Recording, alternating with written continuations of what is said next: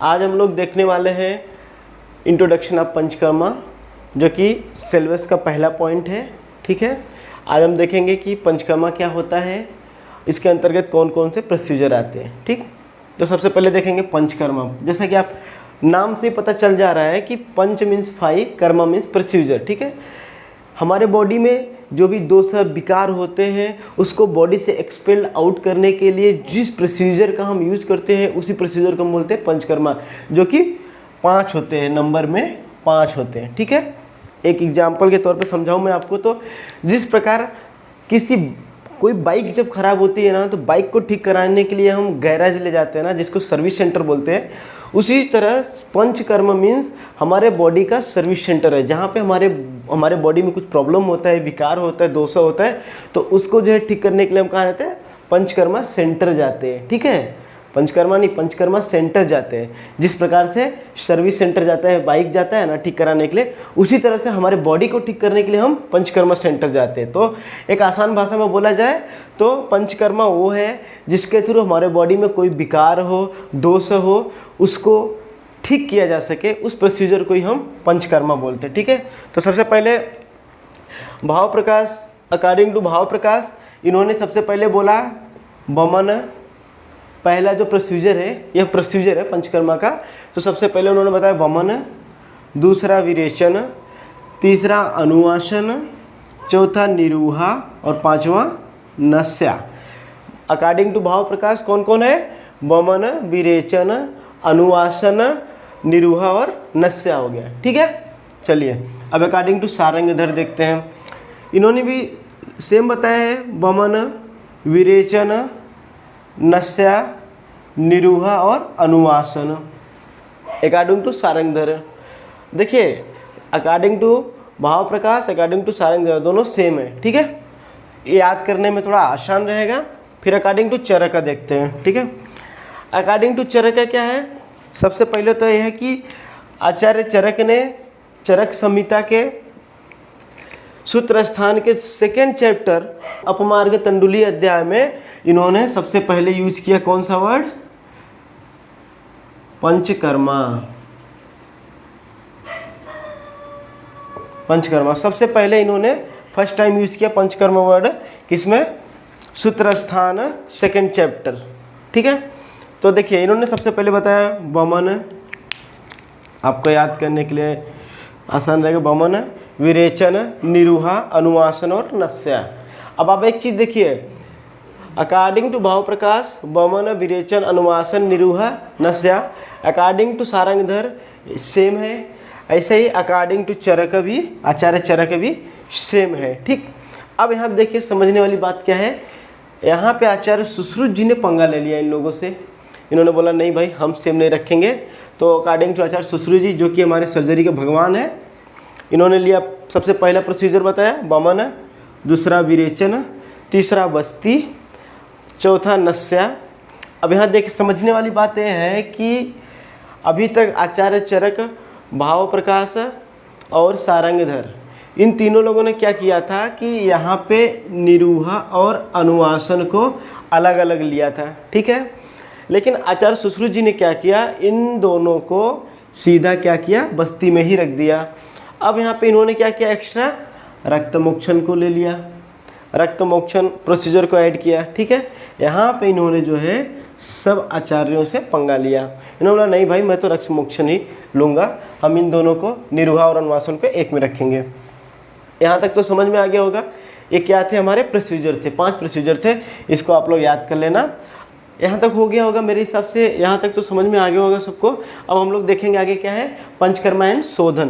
तो पंचकर्मा आपको समझ में आ गया होगा क्या होता है, शोधन। शोधन देखते हैं, बॉडी के अंदर जो भी प्रकोपित दोषा होता है ना, विकार होता है, उसको बॉडी से एक्सपेल आउट करते हैं। इस रोगा उपशमन के लिए इस प्रोसेस को हम क्या बोलते हैं, शोधन बोलते हैं। ठीक है, अब देखिए यहाँ पे आचार्य सुश्रुत जी ने बोला है, आचार्य सुश्रुत और वाग्भट ने इस पूरे प्रोसीजर को बोला है पंचशोधन है, क्योंकि 5 प्रकार के प्रोसीजर हैं तो इन्होंने पंचशोधन बोला है, और आचार्य चरक ने इसको एज इट इज पंचकर्मा ही मेंशन किया है। ठीक है, अब यहाँ देखते हैं कि ये जो 5 हमारा प्रोसीजर है, ठीक है, पांचों प्रोसीजर में से कोई अगर एक प्रोसीजर करते हैं तो उसके अंतर्गत हमको किन किन चीज़ों का ख्याल रखना चाहिए, किन स्टेप में होते हैं, उसके बारे में देखेंगे। तो एज एग्जांपल हम ले लेते हैं कि कोई व्यक्ति जो है विरेचन कर्म के लिए आया हमारे पास, कोई ऐसा पेशेंट है, तो अगर हम उसको विरेचन कर्म करने जा रहे हैं तो हमें किन किन बातों का ध्यान रखना चाहिए। तो देखिए इनमें 3 स्टेप है।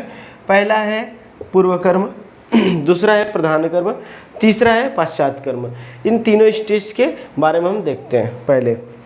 तो सबसे पहले पूर्व कर्म में हम देखेंगे कि संभार संग्रह, जो पहला पॉइंट रहेगा, जो भी हमारे विरेचन कर्म के लिए या फिर जो भी प्रोसीजर हम कर रहे हैं, मे भी ये वमन हो सकता है, नस्य हो सकता है, ठीक है। तो एज एग्जांपल हम बता रहे हैं विरेचन के बारे में। तो यहाँ पे संभार संग्रह मतलब विरेचन कर्म देने के लिए जो जो इंस्ट्रूमेंट की जरूरत पड़ेगी, औषधि की जरूरत पड़ेगी, उन सब चीज़ों को हम इकट्ठा एक जगह पर रख लेंगे, ठीक है। और दूसरा हो जाएगा आतुर परीक्षा इन द सेंस कि पेशेंट का सबसे पहले हम एग्जामिन करेंगे, क्या वह विरेचन कर्म के लिए उपयुक्त है या नहीं है, हम उससे विरेचन कर्म दे सकते हैं या नहीं दे सकते, ठीक है। फिर तीसरा देखेंगे आतुर सिद्धता में हम जो है पेशेंट का exam on the basis of examination of patient, हम इसमें देखेंगे कि इस पेशेंट को स्वेदन देना चाहिए या फिर स्नेहन कर्म करना चाहिए, ठीक है। अब चौथा पॉइंट जो रहेगा उसमें औषध द्रव्य मात्रा और योग, हम डिसाइड करेंगे कि कौन सी औषधि देनी चाहिए, उसका मात्रा कितना होना चाहिए, योगा कौन कौन सा हम दे सकते हैं। पूर्व कर्म के अंतर्गत हम इन 4 पॉइंट का ध्यान रखेंगे, ठीक। अब ये पूर्व कर्म करने के बाद जो है प्रधान कर्म आता है। प्रधान कर्म में हमें क्या क्या किन किन चीज़ों का ध्यान रखना चाहिए। सबसे पहला तो औषधि सेवन, हम उस जिस भी व्यक्ति का विरेचन कर्म कर रहे हैं उसको पूर्व कर्म के बाद प्रधान कर्म में औषधि सेवन कराएंगे। वो विरेचन द्रव्य हो सकता है, अगर वमन कराए तो वमन द्रव्य होगा, ठीक है।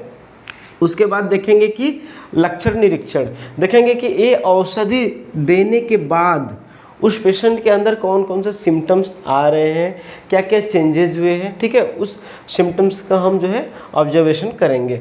फिर वेग निर्णय करेंगे, वेग देखेंगे कि कितनी बार वो वेग के लिए जा रहे हैं, मल त्याग के लिए जा रहा है, वो चीज़ें हम यहाँ पे नोट करेंगे। फिर उसके बाद सम्यक अतियोग और हीन योग लक्षण को जो है हम ध्यान में रखेंगे, देखेंगे कि कौन जो है सम्यक योग के लक्षण क्या है, अति योग लक्षण क्या है, हीन योग लक्षण क्या है, इसको ध्यान रखेंगे चौथे पॉइंट में प्रधान कर्म के अंतर्गत, ठीक।